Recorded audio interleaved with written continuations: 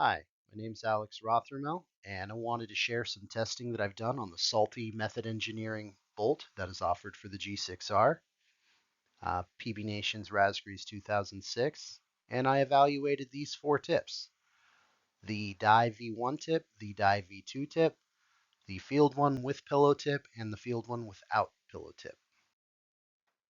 So getting into it, what is the purpose of this testing? Well, I had a situation when I went paintballing.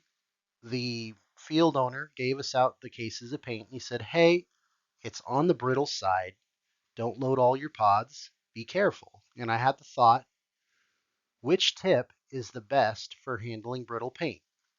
At the time, I wasn't sure. I was rushed. I had the die V1 tip in and I just rolled with it. And I had a pretty decent day of play. Other markers that are brand new and tournament grade, $1,700, $1,800 markers, they were struggling with it. With the G6R, not so much. So to go over the bullet points here, the purpose is when paint is known to be brittle, what's the best tip to select? Two, I also wanted to evaluate the die V1 tip is rumored to be superior to the V2 tip. Can this be observed in bench testing? Limitations that we have are we can't do 300 brittle shot tests. It's just not realistic. There's a lot of cleaning involved and it gets very messy very fast. Second is the brittleness of the paint. I don't know how to control for how brittle the paint is, and I don't know how to measure necessarily brittleness as a synthetic number. So this testing is going to be kind of short on quantitative science and kind of high on qualitative or general paintball science, which is not very scientific. And then third, to try to control as best as I can, no loaders were used, no pods were used. All paintballs were hand loaded into the breech themselves.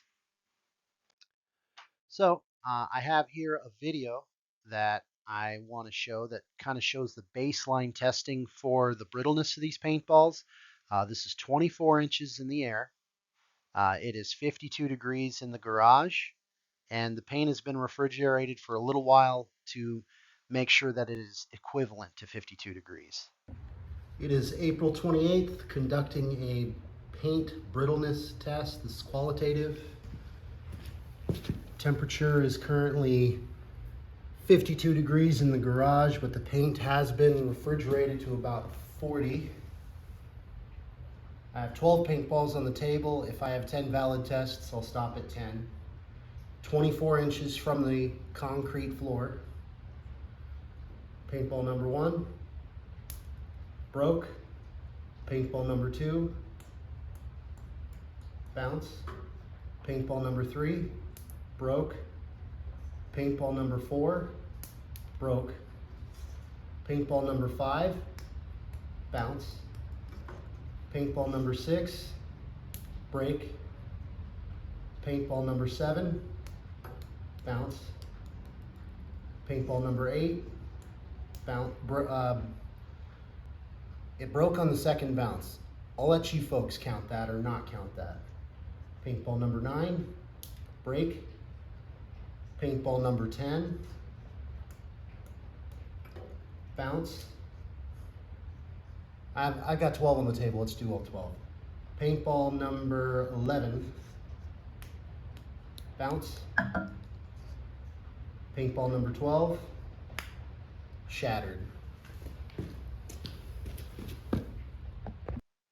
So that was, we're just going to call a 50% breakage rate. I know paintball number 8 was kind of a dubious call, but that's 6 fully broken or 7 fully broken. We're just going to call it out of 12, 50% breakage at 24 inches with gravity drop on concrete. So the protocol. Um, the G6R in question was set to 200 and 100. This is realistically the max that anybody should be setting their LPR to. The paintballs were hand loaded and the marker tilted down. See here, the paintballs resting against the detents here. and that gives maximum distance between it and the bolt face to kind of be a worst case scenario maximum smackage of the bolt into the paintball.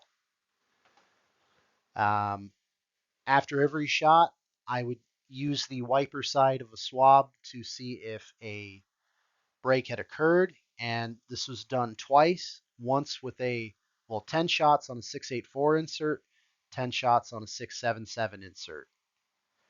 And let's watch a slight demonstration. So this is an example. This is number 6 of the V1 tip. Manually loading in the paintball. Verify eyes are green. Break. So then I saw that break, but every single one, I'm inserting the squeegee, the swiper side of the barrel made, and then the detection for break or not is that. So let's get into the results. I messed up the reading here. I got this backwards with the other one, but essentially one break on the V1 tip, which is the one that does not have the rubber fingers. It is rumored to be a softer durometer than the V2 tip. And for a while there, they were saying that for the Dye DLS, this was the tip that you needed to use to reduce breaks. Um, this is a occurrence of one that we did have a catastrophic breakage. This is very much a breach break here where it just smacked and destroyed the paintball. Notice though that when we ran this on underbore, all passes. So going to the V2 tip, this is the three-finger design that is intended to prevent rollback. The rumor is that these fingers are actually a much harder rubber than the rest of um, the tip itself, and that these fingers being harder kind of pierce or puncture the paintball when the bolt moves forward. And this is the tip that's provided from the first run, at least, of Salty Bolts, and it's colloquially known on Facebook and other outlets to be the highest FPS pressure or highest FPS yielding, lowest pressure bolt tip available for the G6R, with the F1 tip having a little more obstruction, meaning that it has slightly less FPS output. But perfect score, all pass, no breaks with this tip. The F1 tip with revised Field 1 Force pillow also had a perfect score, all passes. Um, just kind of going through the history of this tip a little bit. The pillow concept has been around since before the G6R, but the rubber tip that is used now was per F1 a little bit harder durometer rubber to be a little more durable and last longer. And the screw in here is now stainless steel instead of brass, so it's a little harder and less susceptible to ripping or being destroyed. And you'll see it better on the next slide, but Salty or Method Engineering actually changed the cutouts for the airflow through here. The legacy design uses a bunch of holes like a Venturi design, whereas the Salty version uses three large window cutouts to try to maintain the best possible flow. And then if you go and you look at a design of a legacy tip, the inlet cone back here is a little sharper for better flow on a Salty design versus the legacy design. But again, Field 1 tip, perfect score, no issues, no problems. So the shot out pillow tip, or essentially I just took it out. There's no pillow tip in here. And this is to simulate a worst case scenario for when you would be playing with a Salty Method Engineering bolt. And this particular example, I did mix up the 5 and the 3 on, but I had two failures across the entire day. One was on the V1 tip, the other one was on the shot out pillow tip. And you can see that the window here, the revision's a little more visible, but this is intended to be a worst case scenario. There's no rubber protecting the paintball. This is just metal smacking the paintball. And we had one failure, and that was on the underbore run of the testing. So, what can our conclusions be? What's our evaluation summary based upon this testing? Well, what I expected going into this test was that at that high of an LPR pressure with a metal face, we would see more than one, perhaps several failures happen on the shot out tip or the pillowless tip.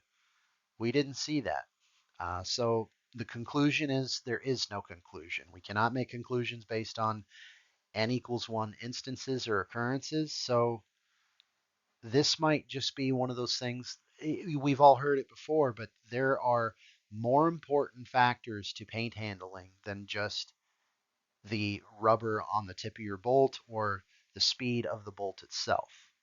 With 100 LPR set for the G6R, that sounds like it's really, really high, but in the scheme of paintball markers that have ever been made, 100 LPR PSI is not that much speed, not that much force. And if you think about it, a low pressure regulator directly controls and makes sure that you are moving the bolt forward with the necessary amount, but no more and no less than the necessary amount. And when you switch to a design that does not have a LPR or any sort of bolt speed control, you may run into problems. So that's the video. Um, Apologize for not being super helpful for your tip choice. For me, since it's a few extra FPS and I did not identify any difference in paint handling, I'll be sticking with the die tip like everyone else is. Thank you.